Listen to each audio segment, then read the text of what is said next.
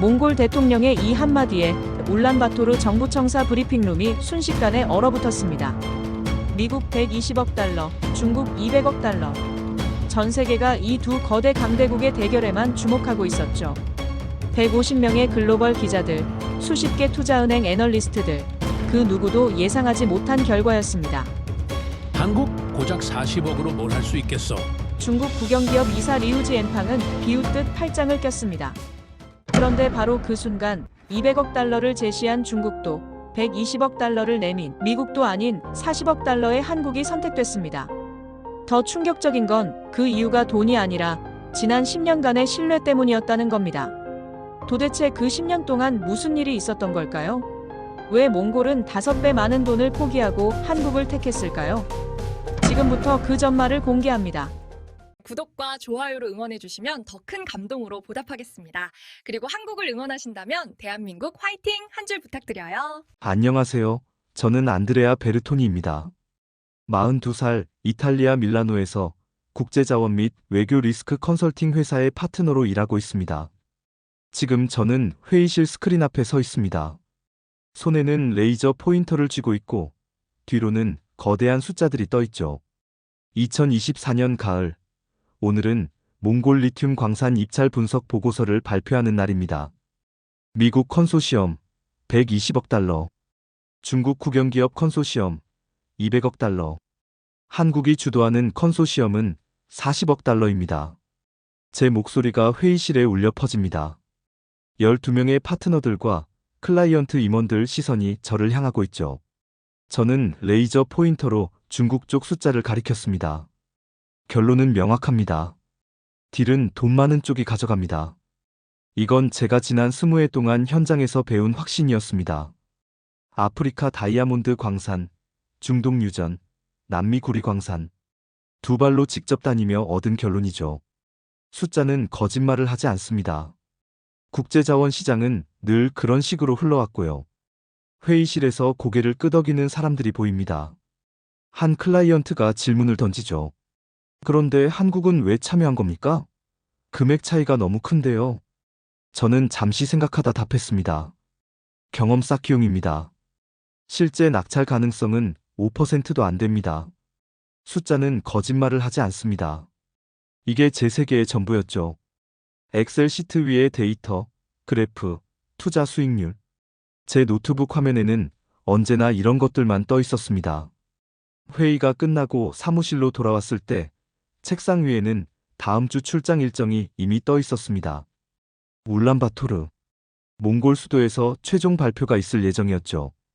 저는 그곳에서 예상대로 중국이 낙찰받는 걸 확인하고 보고서 한 장 더 쓰면 되는 겁니다. 문득 책상 서랍을 열었습니다. 명함 한 장이 눈에 들어오더군요. 마르코 산티니. 제 첫 직장 상사이자 저를 경제기자에서 컨설턴트로 키워준 사람입니다. 지금은 은퇴해서 토스카나 시골에 살고 있죠. 갑자기 그가 보고 싶어져서 노트북을 열어 화상통화를 걸었습니다. 안드레아, 오랜만이네. 화면 속 마르코 얼굴에는 여전히 온화한 미소가 떠 있었습니다. 뒤로 보이는 포도밭이 저녁 햇살을 받아 황금빛으로 물들어 있더군요. 다음 주에 몽골 출장 갑니다. 리튬 광산건인데 뻔한 결과가 나올 것 같아서요. 또 숫자만 보고 있구나? 마르코가 와인 잔을 기울이며 말합니다. 숫자가 가장 정직하지 않습니까? 그래, 맞아. 하지만 그가 잠시 말을 멈추더니 창밖을 바라봤습니다. 그리고 천천히 입을 열었죠.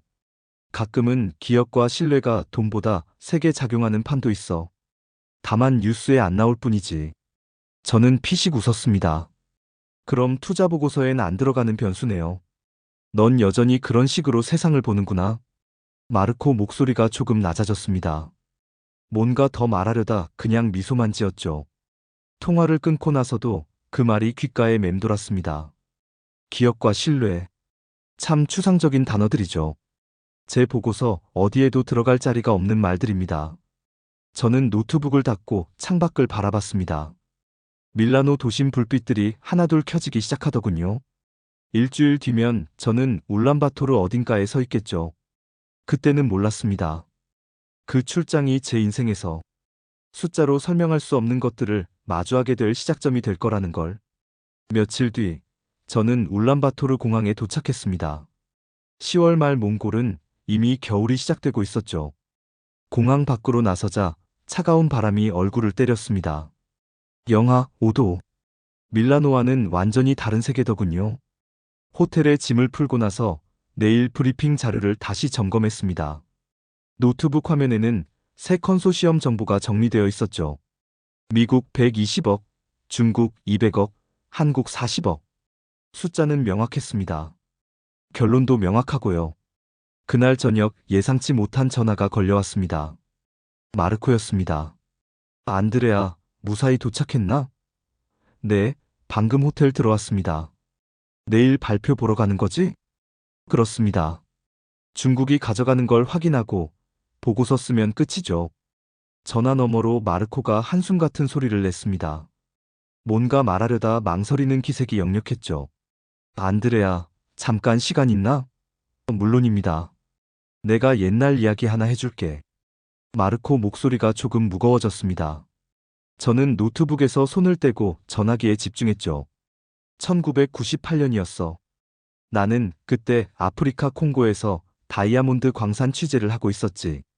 두 회사가 경쟁하고 있었는데 벨기에 기업하고 캐나다 기업이었어. 벨기에 쪽이 제시한 금액이 2배 더 많았어. 당연히 벨기에가 가져갈 줄 알았지. 근데 결과는 캐나다였어. 저는 고개를 갸웃했습니다. 왜죠? 15년 전 그 지역에 내전이 있었거든. 마을 사람들이 다 죽어가고 있을 때 캐나다 회사 소속 기술자 한 명이 있었어. 그 사람은 본사 허락도 없이 자기 돈으로 의약품을 사서 나눠줬어. 몇 달 동안 그 마을에서 같이 살면서 우물도 파주고. 마르코가 잠시 말을 멈췄습니다. 그 마을 족장이 말하더라고. 우리가 죽어갈 때 여기 있었던 사람을 기억한다고. 그래서 캐나다를 선택했다고. 15년 전 기억이 15억 달러 차이를 뒤집은 거야. 저는 아무 말도 하지 못했습니다. 그건 제가 배운 시장 논리와는 맞지 않는 이야기였죠. 안드레아, 넌 아직도 숫자만 보지? 마르코 질문이 천천히 이어졌습니다. 세상엔 엑셀 시트에 안 잡히는 변수들이 있어. 기억, 신뢰의 의리. 이런 것들 말이야. 물론 대부분은 내 말이 맞아. 돈 많은 쪽이 이기지. 하지만 가끔, 아주 가끔은 사람들이 다른 선택을 해. 그리고 그게 뉴스에 안 나올 뿐이야. 그럼 내일 발표에서도 그런 일이 일어날 수 있다는 말씀입니까? 모르지. 하지만 안드레아, 네가 거기서 보게 될 건 숫자만이 아닐 수도 있어. 눈 크게 뜨고 있어. 전화를 끊고 나서도 저는 한참 침대에 앉아 있었습니다. 창밖으로 울란바토르 밤 풍경이 보이더군요. 낮은 건물들 사이로 멀리 산맥이 어렴풋이 보였죠. 엑셀 시트에 안 잡히는 변수. 저는 노트북을 다시 열어 보고서를 들여다봤습니다. 깔끔하게 정리된 표, 그래프, 수치들. 이것들이 전부가 아닐 수도 있다는 건가요? 20해 동안 저는 이 숫자들을 믿고 살아왔습니다. 그게 제 무기였고 제 정체성이었죠. 하지만 마르코 이야기는 계속 머릿속을 맴돌았습니다. 15년 전 기억 하나가 15억 달러를 뒤집었다는 그 이야기. 정말 그런 일이 가능할까요? 저는 창밖을 바라보며 중얼거렸습니다. 내일 보면 알겠지. 그리고 그때는 몰랐습니다. 내일 제가 목격하게 될 장면이 제가 지금껏 믿어온 모든 것을 흔들어 놓을 거라는 걸. 다음 날 아침, 저는 몽골 정부 청사 앞에 서 있었습니다.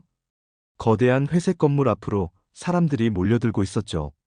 전 세계에서 온 기자들, 컨설턴트들, 그리고 새 컨소시엄 관계자들. 저는 출입증을 목에 걸고 브리핑룸으로 들어갔습니다. 이탈리아에서 오셨군요.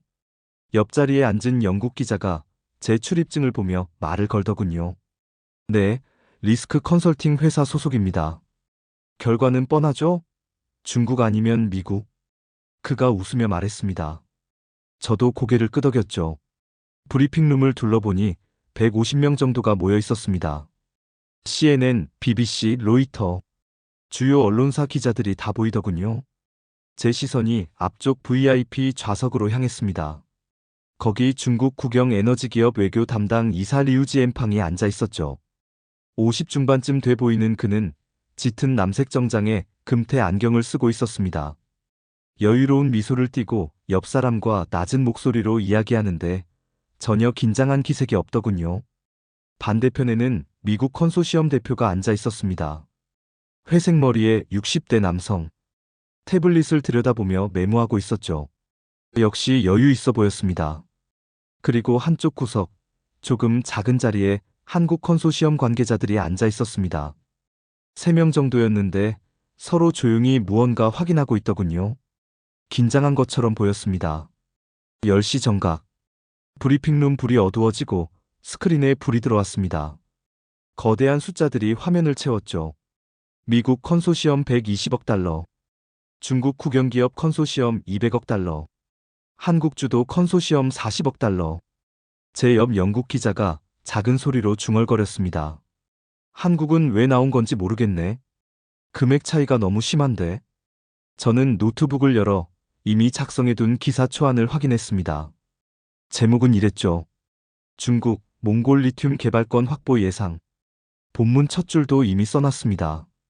200억 달러를 제시한 중국 국영 에너지 기업이 몽골 리튬 광산 개발권을 확보할 것으로 보인다. 그때 몽골 정부 관계자들이 단상으로 올라왔습니다. 5명. 가운데 서는 사람은 몽골 대통령 훅나 후렐수우였습니다. 60대 초반, 회색 정장을 입은 그는 단호한 표정으로 마이크 앞에 섰죠. 통역기를 귀에 꽂고 저는 자세를 고쳐 앉았습니다. 이제 예상대로 발표가 나오겠죠. 중국. 아니면 혹시 미국? 리우지엔팡이 팔짱을 끼고 앉아 있었습니다. 미소가 조금 더 깊어진 것 같았죠. 미국 쪽 대표는 펜을 돌리며 화면을 바라봤습니다. 저는 노트북에 손가락을 올려놓았습니다. 발표가 나오는 즉시 기사 제목을 확정하려고요. 이미 머릿속으로 문장을 구성하고 있었습니다. 대통령이 종이를 한 장 들어 올렸습니다. 그리고 천천히 입을 열었죠. 존경하는 국민 여러분, 그리고 각국에서 오신 귀빈 여러분. 오늘 우리는 몽골의 미래를 결정하는 중요한 발표를 하고자 합니다. 그의 목소리가 브리핑룸 전체에 울려 퍼졌습니다. 저는 손가락을 키보드 위에 올려놓았죠. 이제 곧 나오겠습니다. 우리 정부는. 대통령이 잠시 멈췄습니다. 그리고 단호한 목소리로 말했죠. 리튬 광산 개발 및 배터리 소재 산업의 전략적 파트너로 대한민국이 주도하는 컨소시엄을 선정했습니다. 순간 브리핑룸 전체가 얼어붙었습니다. 제 손가락이 키보드 위에서 멈췄습니다. 방금 뭐라고 했죠? 한국? 주변이 웅성거리기 시작했습니다. 처음엔 작은 속삭임이었는데 점점 커지더니 브리핑룸 전체가 술렁였죠. 뭐라고? 한국? 통역이 잘못된 거 아냐? 옆자리 영국 기자가 통역기를 귀에서 빼더니 다시 꽂았습니다. 저도 모르게 통역기 볼륨을 높였죠. 대통령이 계속 말을 이었습니다. 우리 정부는 단순히 금액만 보지 않았습니다. 지난 10년간 우리 곁에 있었던 파트너, 위기 때마다 조건 없이 손을 내밀어준 나라를 선택했습니다. 저는 노트북 화면을 다시 봤습니다. 제가 써놓은 기사 제목. 중국, 몽골 리튬 개발권 확보 예상. 이게 지금 완전히 틀어진 겁니다. 앞쪽에서 의자 끄는 소리가 들렸습니다. CNN 기자가 자리에서 벌떡 일어나 카메라맨에게 급하게 지시하고 있었죠. 중국 쪽 기자 3명이 통역사를 붙잡고 다시 물었습니다. 정말 한국이라고 했습니까? 리우지엔팡 표정이 일그러졌습니다. 여유롭던 미소가 사라지고 옆 사람에게 뭔가 빠르게 중국어로 말하기 시작했죠. 목소리에 당혹감이 묻어났습니다. 대통령이 다시 입을 열었습니다. 한국은 우리를 단순한 자원 공급국이 아니라 동등한 파트너로 대했습니다. 2013년 혹한해의 겨울, 2017년 사막화 위기, 2019년 전염병, 그리고 코로나까지. 매번 그들은 조건을 묻지 않고 달려왔습니다. 저는 메모장에 급하게 받아 적기 시작했습니다. 2013 혹한? 2017 사막화? 이게 뭐지? 솔직히 저는 이런 내용을 전혀 몰랐습니다. 제 보고서 어디에도 이런 항목은 없었죠. 저는 지난 3개월 동안 숫자만 분석했습니다. 투자 금액, 기술력, 시장 점유율, 그런데 지금 대통령이 말하는 건 완전히 다른 차원이었습니다. 우리는 기억합니다. 영하 50도의 밤, 러시아가 가스를 끊고 중국이 난방유 가격을 3배로 올렸을 때 48시간 만에 도착한 한국의 구호기를 우리 아이들이 얼어 죽어가는데 아무 조건 없이 난방기와 담요를 준 그 사람들을. 브리핑룸이 점점 조용해졌습니다. 사람들이 대통령 말에 집중하기 시작했죠. 그래서 우리는 선택했습니다. 돈이 아니라 신뢰를, 약속이 아니라 기억을. 대통령이 한국 컨소시엄 쪽을 바라봤습니다. 그리고 고개를 숙여 인사했죠. 브리핑룸 뒤편에서 박수 소리가 들렸습니다. 저는 아무것도 할 수 없었습니다. 제 노트북 화면에는 완전히 틀린 기사 초안이 떠 있고 제 머릿속에는 지금 들은 이야기들이 뒤섞여 돌아가고 있었죠. 10년간의 신뢰, 48시간 만에 도착한 구호기. 이건 제가 알던 자원외교 방식이 아니었습니다. 제가 20해 동안 봐온 세계는 명확했죠.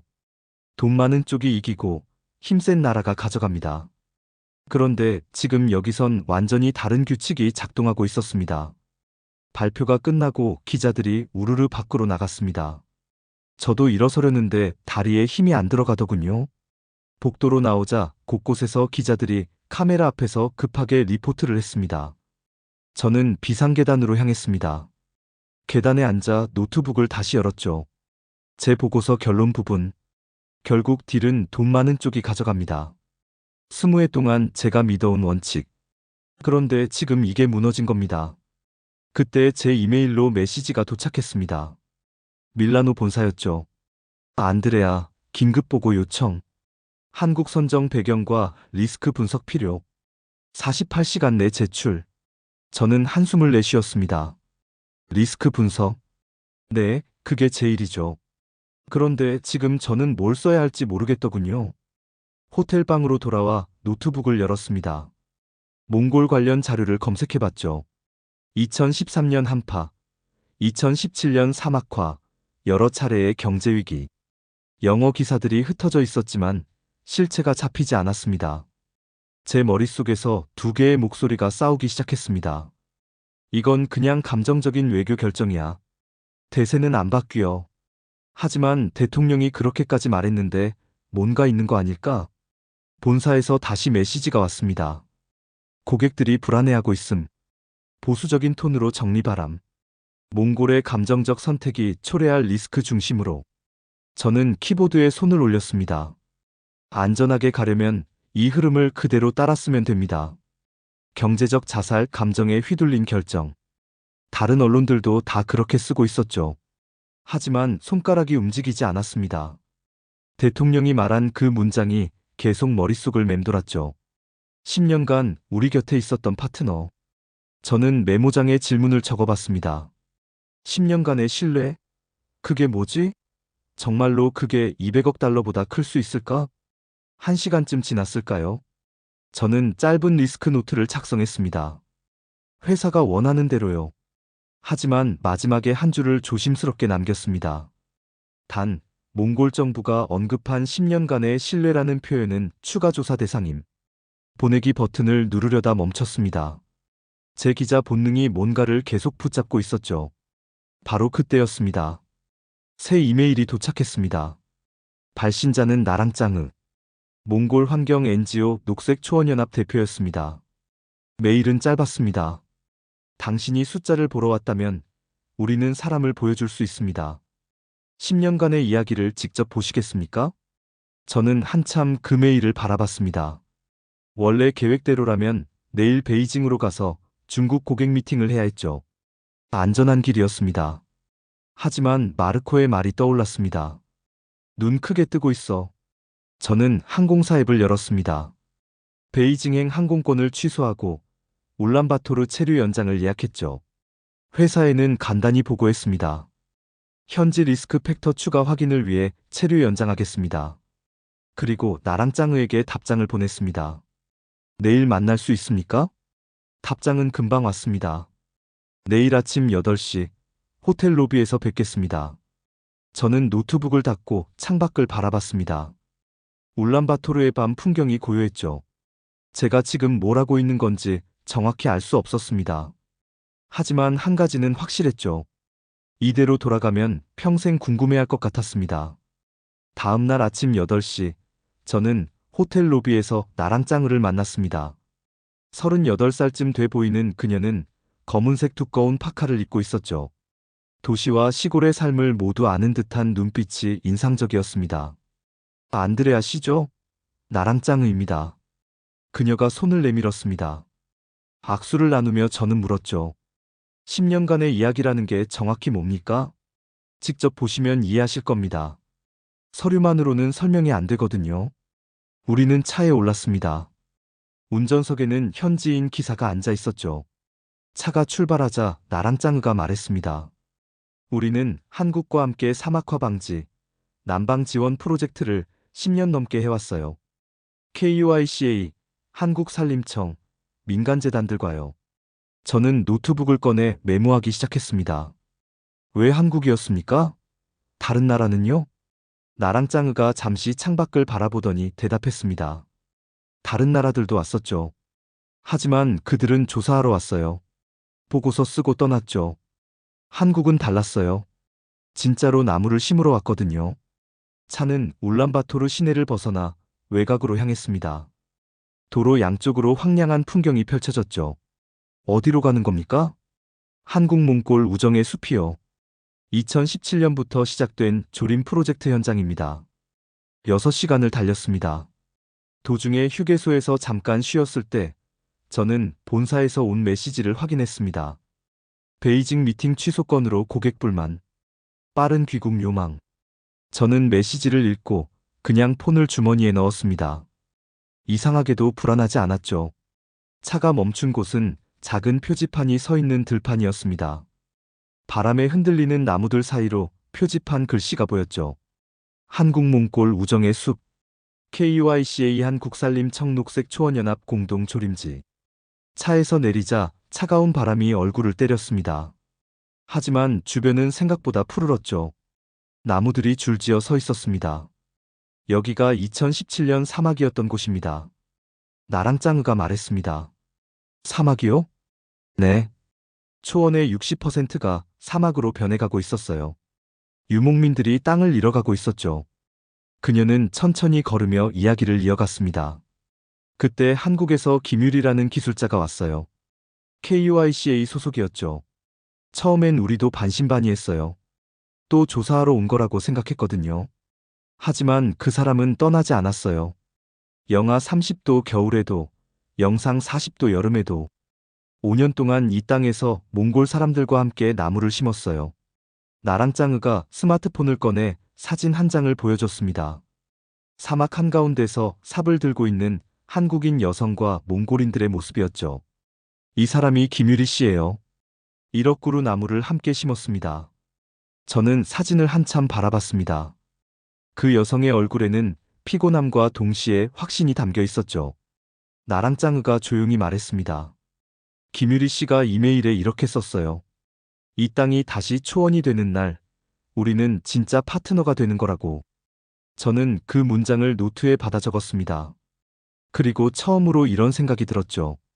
이건 단순한 프로젝트가 아니구나. 나랑짱이는 저를 작은 건물로 안내했습니다. 조림 프로젝트 사무실이었죠. 여기서 5년 동안 김유리 씨가 일했어요. 벽에는 연도별로 찍은 사진들이 붙어 있었습니다. 2017년 황량한 사막, 2018년 작은 묘목들, 2019년 자라나는 나무들, 2022년 푸른 숲. 어떻게 이게 가능했습니까? 나랑짱이가 의자에 앉으며 대답했습니다. 김유리 씨는 조사하러 온 게 아니었어요. 진짜로 함께 살러 왔죠. 몽골어를 배웠고 유목민 가족들과 게르에서 잤어요. 매일 아침 5시에 일어나 나무에 물을 주러 다녔고요. 그녀가 서랍에서 낡은 노트 한 권을 꺼냈습니다. 이건 김유리 씨가 남긴 현장 일지예요. 읽어보시겠어요? 저는 노트를 펼쳤습니다. 한글과 영어가 섞여 있었죠. 한 페이지가 눈에 들어왔습니다. 2018년 1월 15일, 영하 35도. 바람이 너무 세서 모두들 작업을 포기하자고 했다. 하지만 바얀 아마르 할아버지가 말했다. 우리 손주들이 이 땅에서 양을 키울 수 있게 해달라고. 함께 나무를 심었다. 손이 얼어서 삽을 놓칠 뻔했지만 할아버지 눈을 보니 멈출 수가 없었다. 저는 천천히 페이지를 넘겼습니다. 매일매일의 기록이 빼곡했죠. 바얀 아마르가 누굽니까? 고비 인근 유목민 대표예요. 내일 만나러 가실 건데 그분 이야기를 들으시면 이해하실 겁니다. 나랑 짱으가 차를 따라주며 말했습니다. 한국이 특별했던 건 돈이 아니었어요. 사람이었죠. 매년 같은 얼굴들이 돌아왔어요. 김유리 씨, 산림청 기술자들, 봉사단원들. 그들은 우리 이름을 기억했어요. 다른 나라는요? 보고서만 썼어요. 프로젝트는 1년 만에 끝났고 다시는 안 왔죠. 중국은 차관 조건으로 광산 지분을 요구했고요. 저는 메모를 계속했습니다. 제 노트북에는 지금까지 본 적 없는 종류의 데이터가 쌓이고 있었죠. 숫자가 아니라 얼굴들이었습니다. 2013년 혹한 때는 어땠습니까? 대통령이 언급한 나랑 짱의 표정이 무거워졌습니다. 그때가 가장 힘들었어요. 러시아가 가스를 줄였고 중국은 난방유 가격을 3배로 올렸죠. 사람들이 얼어 죽어가고 있었어요. 한국은 48시간 만에 구호기를 보냈어요. 조건도 묻지 않았죠. 이동식 난방기와 담요, 식량, 그리고 기술자 300명이 와서 일주일 동안 난방 시스템을 고쳤어요.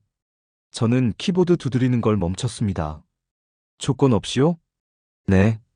아무것도 요구하지 않았어요. 그냥 사람들이 얼어 죽으면 안 된다고 했죠. 나랑 짱으가 창밖을 바라보며 조용히 말했습니다. 그때 우리가 배웠어요. 진짜 파트너가 뭔지. 계약서에 적힌 게 아니라 위기 때 누가 달려오는지가 진짜라는 걸. 저는 노트에 한 줄을 적었습니다. 신뢰는 계약이 아니라 기억에서 만들어진다. 다음 며칠 동안 저는 나랑 짱으와 함께 사람들을 만났습니다. 첫 번째로 만난 사람은 울란바토르 시내 카페를 운영하는 28살 여성 에르덴투야였습니다. 2013년 겨울 제 아버지가 심장이 안 좋으셨어요. 근데 난방이 안 돼서. 그녀의 목소리가 떨렸습니다. 한국에서 온 사람들이 우리 집 보일러를 고쳐줬어요. 한겨울밤에요. 조건도 안 물었어요. 그냥 사람이 얼어 죽으면 안 된다고. 저는 녹음기를 켜고 메모했습니다. 두 번째는 소기업을 운영하는 40대 남성 바트볼드였습니다.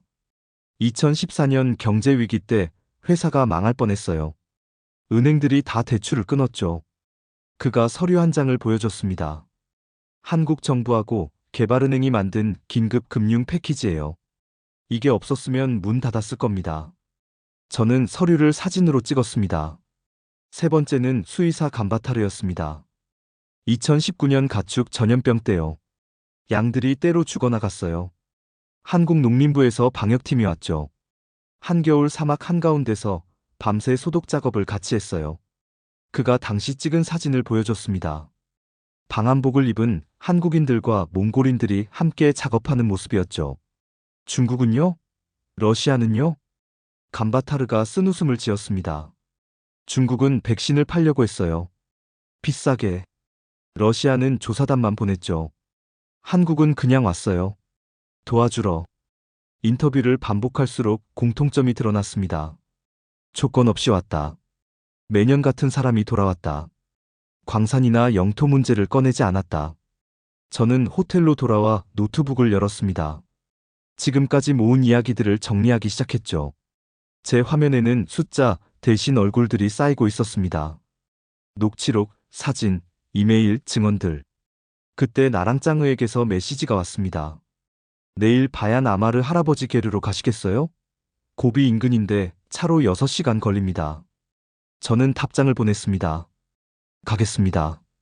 메시지를 보내고 나서 본사 메일함을 확인했습니다. 상사에게서 온 메일이 3통 쌓여 있었죠. 언제 돌아오는가? 고객들이 계속 문의 중. 최종 보고서 제출 기한은 이번 주 금요일. 저는 회신을 간단히 썼습니다. 추가 조사 중. 금요일까지 보고서 제출 가능. 하지만 제가 쓰게 될 보고서가 회사가 원하는 내용일지는 확신할 수 없었습니다. 창밖으로 울란바토르 밤 풍경이 보였습니다. 저는 김유리가 남긴 문장을 다시 읽었죠. 이 땅이 다시 초원이 되는 날, 우리는 진짜 파트너가 되는 거야.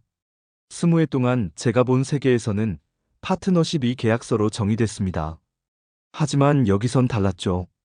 파트너십은 사람의 이름을 기억하는 것, 위기 때 달려오는 것, 조건 없이 손 내미는 것으로 만들어지고 있었습니다. 다음 날, 저는 몽골 환경부 회의실에 앉아 있었습니다. 나랑 짱으가 주선한 면담이었죠. 환경부 관계자 2명이 자료를 펼쳐 보였습니다. 2013년 이후 한국과의 협력 프로젝트 목록입니다. 서류에는 연도별로 빼곡하게 적혀 있었습니다. 2013년 혹한 긴급 지원, 2014년 경제위기 금융 패키지, 2015년 광산사고 구조 지원, 2017년 사막화 방지 조림, 2019년 가축 전염병 방역, 2020년 코로나 의료 협력. 저는 노트북을 열어 이 데이터를 정리하기 시작했습니다. 각 프로젝트마다 예산 규모를 알 수 있습니까? 물론입니다. 숫자들이 나열됐습니다. 개별 프로젝트는 크지 않았죠. 많아야 몇천만 달러 수준. 하지만 10년을 합치면 상당했습니다. 저는 제가 늘 사용하던 리스크 모델을 열었습니다. 그리고 새로운 변수를 하나 추가해봤죠. 장기 신뢰 자본. 위기 때 실제로 움직였는가? 반복적으로 참여했는가? 현지 인력과 제도를 남겼는가? 이 지표들을 하나씩 입력하기 시작했습니다. 한국의 경우 10년 동안 매년 참여. 위기마다 48시간 내 대응. 현지 인력 교육 수백 명. 계산 결과가 화면에 떴을 때 저는 숨이 멎는 것 같았습니다. 표면적인 제한 금액만 보면 한국이 가장 약했습니다. 하지만 정치-사회적 리스크와 실행 신뢰도를 더하자 몽골 입장에서 한국을 선택하는 것이 가장 합리적이라는 결론이 나왔죠. 이게 맞나? 저는 계산을 다시 해봤습니다. 같은 결과였습니다. 환경부 관계자가 말했습니다. 우리 정부도 비슷한 분석을 했습니다. 중국이나 미국은 단기 수익성은 높지만 정치적 리스크가 컸어요. 한국은 10년 동안 한 번도 조건을 바꾸거나 압박한 적이 없었죠. 저는 노트에 적었습니다. 몽골은 미친 게 아니었다. 오히려 가장 합리적인 선택을 한 것이다. 회의실을 나와 복도를 걸으며 저는 본사에 보낼 비공식 메모를 작성하기 시작했습니다. 표면적 금액만 보면 한국 선택은 비합리적으로 보입니다. 하지만 지난 10년간 축적된 신뢰와 협력, 이력을 반영하면 몽골 정부 결정은 충분히 합리적이며 전략적입니다. 메모를 다 쓰고 나서 저는 잠시 망설였습니다. 이걸 정말 보내야 할까요? 20해 동안 제가 쌓아온 평판은 냉철한 숫자 분석가였습니다. 그런 제가 신뢰니 기억이니 하는 이야기를 꺼내면. 하지만 제 눈앞의 데이터는 명확했습니다. 저는 보내기 버튼을 눌렀죠. 몇 시간 뒤 본사에서 회신이 왔습니다. 이런 분석은 위험합니다. 고객들이 원하는 건 보수적인 리스크 평가입니다. 톤을 조정해 주십시오. 저는 회신을 읽고 노트북을 닫았습니다. 그날 저녁 나랑 짱으가 전화를 걸어왔습니다. 내일 바얀 아마르 할아버지 만나러 가실 준비 되셨어요? 네, 준비됐습니다. 전화를 끊고 창밖을 바라봤습니다. 제 안에서 뭔가 바뀌고 있었습니다. 하지만 그 변화가 저를 어디로 데려갈지는 아직 알 수 없었죠.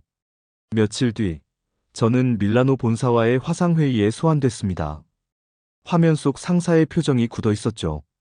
안드레아, 자네가 보낸 비공식 메모 때문에 고객들이 혼란스러워하고 있네. 하지만 데이터는 명확합니다. 몽골의 선택은 상사가 말을 잘랐습니다. 우리는 정치적 논평을 하는 곳이 아니야.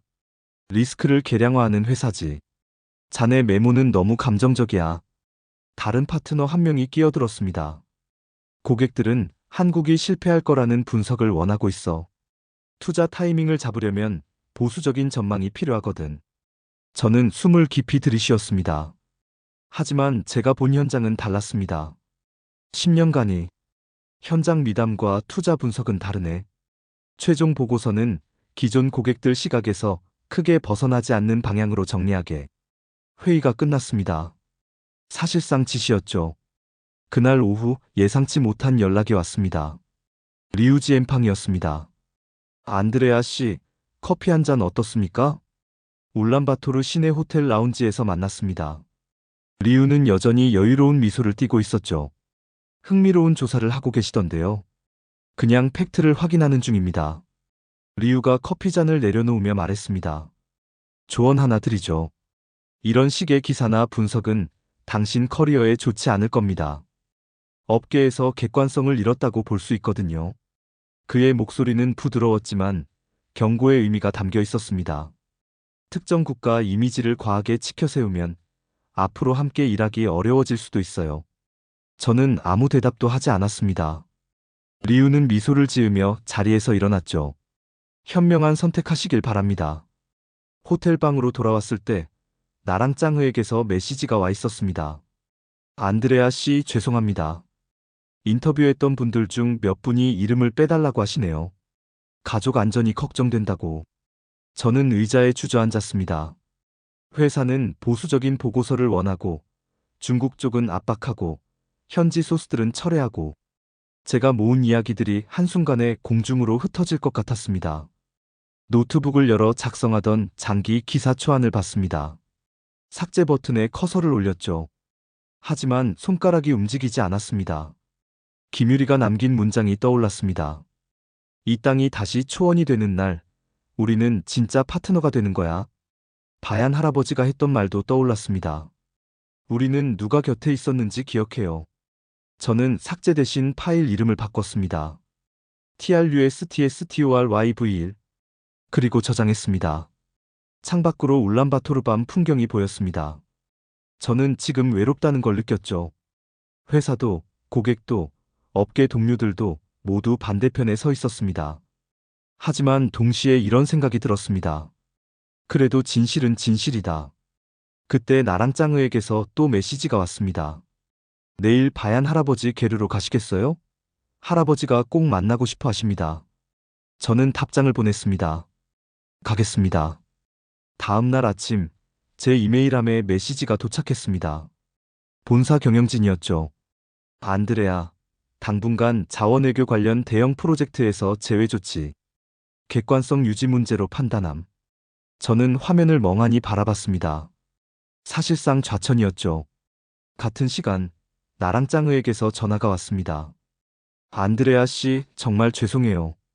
인터뷰했던 감바타르 씨가 자료 사용 중단을 요청했어요. 가족이 너무 걱정된다고. 알겠습니다. 전화를 끊고 저는 책상 위 노트들을 바라봤습니다. 녹취록, 사진, 증언들. 이 모든 게 한순간에 무너지고 있었죠. 창밖으로 울란바토르 불빛이 희미하게 깜빡였습니다. 방 안에는 노트북 펜 소리만 들렸죠. 저는 노트북을 열어 작성하던 기사 파일을 봤습니다. 트러스트 스토리, B1. 삭제 버튼에 커서를 올렸습니다. 그냥 이 모든 걸 접을까? 본사가 원하는 안전한 보고서만 쓸까? 손가락이 떨렸습니다. 20해 동안 쌓아온 커리어. 신뢰받는 애널리스트라는 평판. 그게 지금 무너지고 있었죠. 저는 의자에 기댔습니다. 천장을 바라보며 생각했습니다. 내가 지금 뭘 하고 있는 거지? 이게 맞는 건가?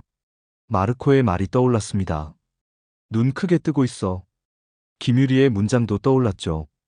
이 땅이 다시 초원이 되는 날, 우리는 진짜 파트너가 되는 거야. 하지만 지금 저는 혼자였습니다.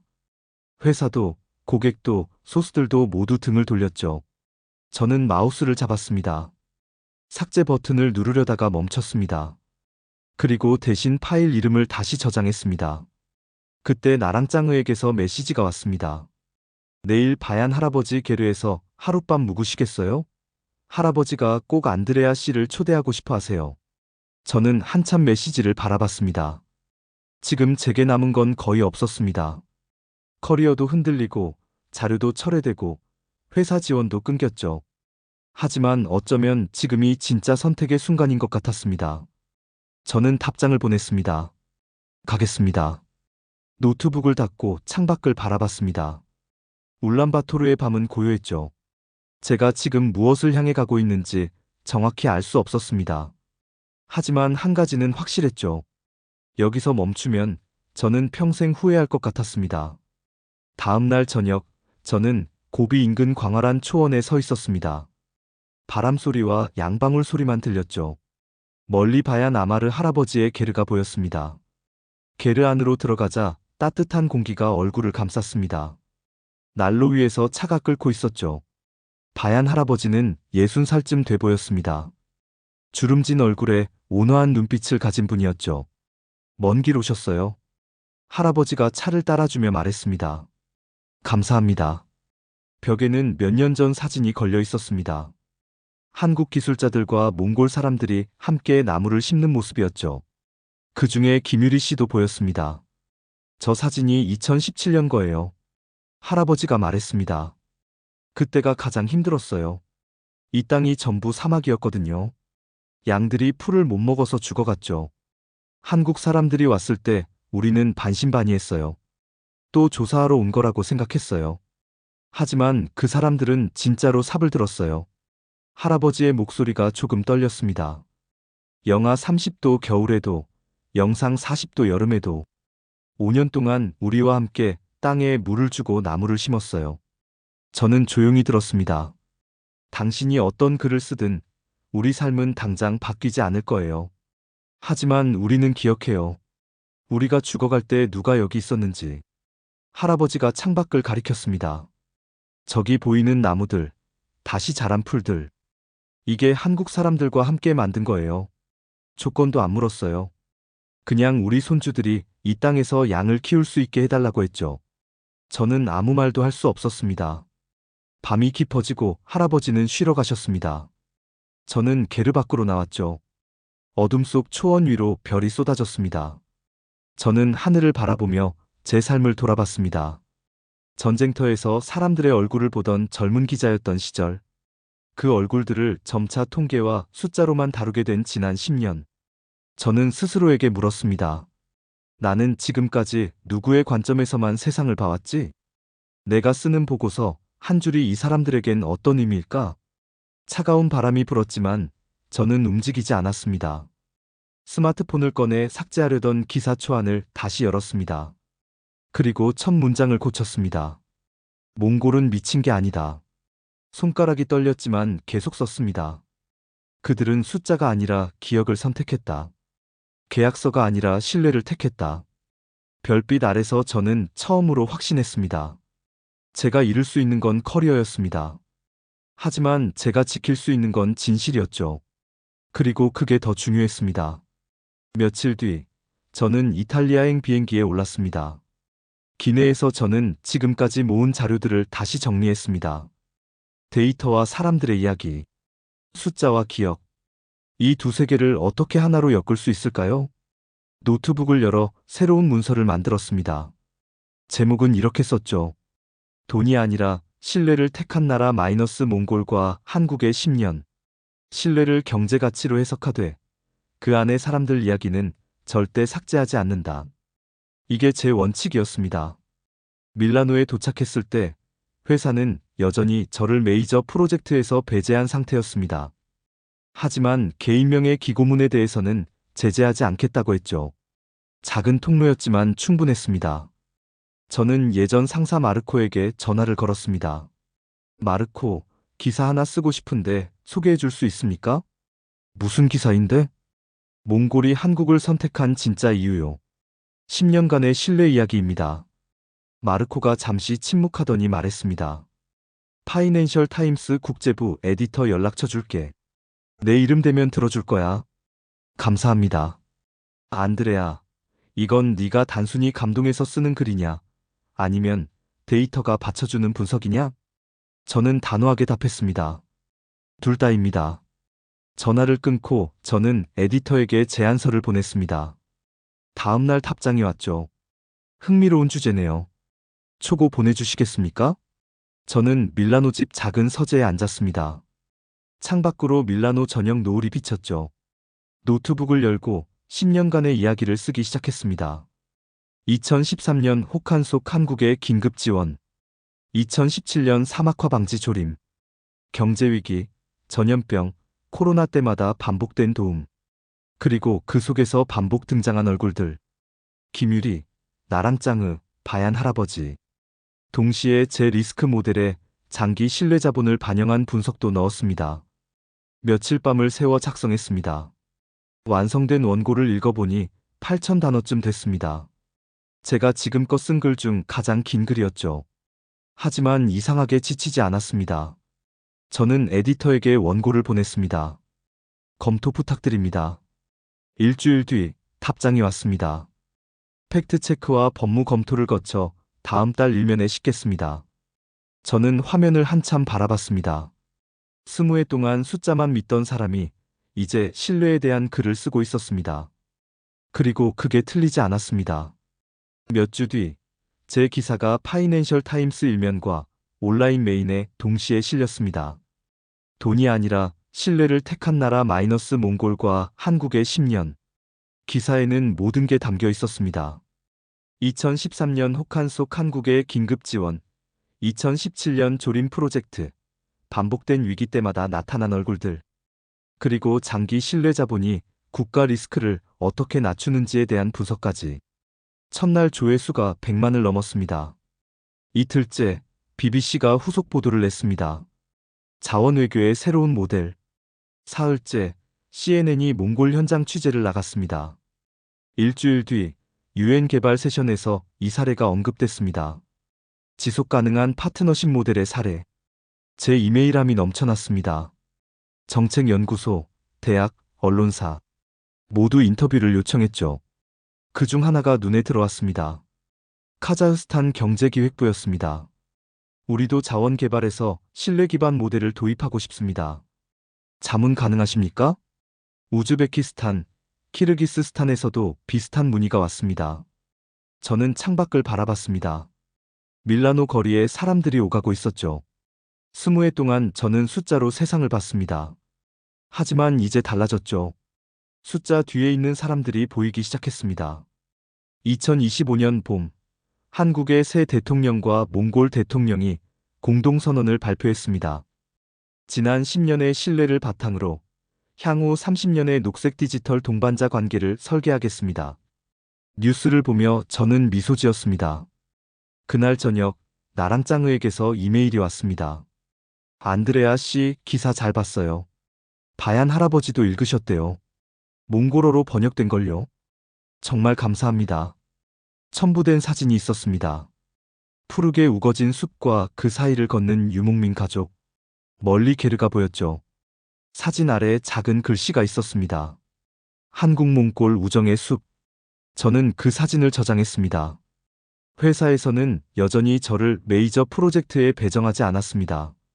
하지만 이상하게 개의치 않았죠. 오히려 새로운 일들이 들어오기 시작했습니다.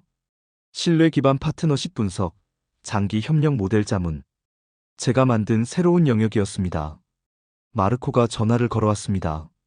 안드레아, 잘했어. 네가 드디어 눈을 뜬 것 같구나. 감사합니다, 마르코. 당신 말이 맞았어요. 세상엔 엑셀에 안 잡히는 것들이 있지. 넌 이제 그걸 보는 법을 배운 거야.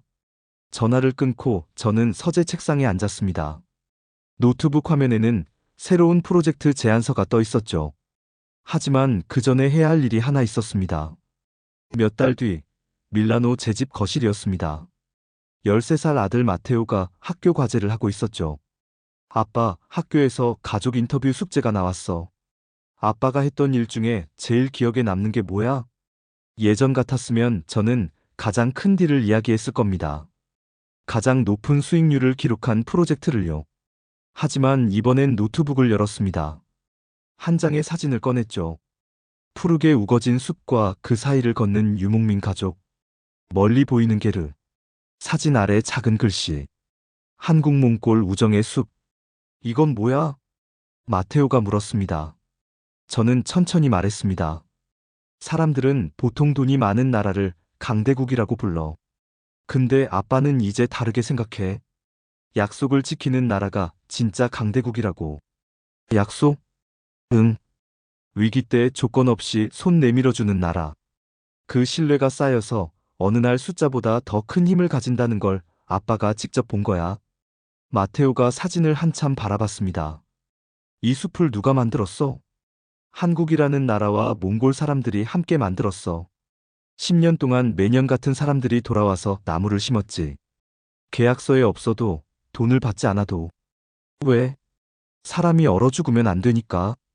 땅이 사막이 되면 안 되니까. 그냥 그랬대. 마테오가 고개를 끄덕이며 노트에 뭔가 적기 시작했습니다. 과제 제목을 이렇게 썼더군요. 숫자에 안 잡히는 힘, 신뢰를 선택한 나라들. 저는 아들을 바라보며 미소 지었습니다. 창밖으로 밀라노 저녁 노을이 비쳤습니다. 오프닝 이미지에서 숫자와 그래프만 가득하던 제 화면에는 지금 사람과 숲이 남아 있었죠. 2024년 몽골의 선택은 40억 달러가 아니었습니다. 지난 10년 동안 쌓인 기억과 신뢰였습니다. 위기 순간마다 보여준 일이었죠. 그리고 그 이야기를 세상에 꺼내들고 온 사람은 20해 동안 숫자만 믿던 한 이탈리아 컨설턴트였습니다. 저는 노트북을 닫고 아들 옆에 앉았습니다. 마테오, 네가 커서 어떤 일을 하든 한 가지만 기억해줘. 뭔데? 세상을 볼 때 숫자만 보지 마. 그 숫자 뒤에 있는 사람들도 같이 봐. 그게 진짜야? 아들이 고개를 끄덕였습니다. 그리고 저는 알았습니다. 제 여정이 여기서 끝나는 게 아니라 이제 시작이라는 걸.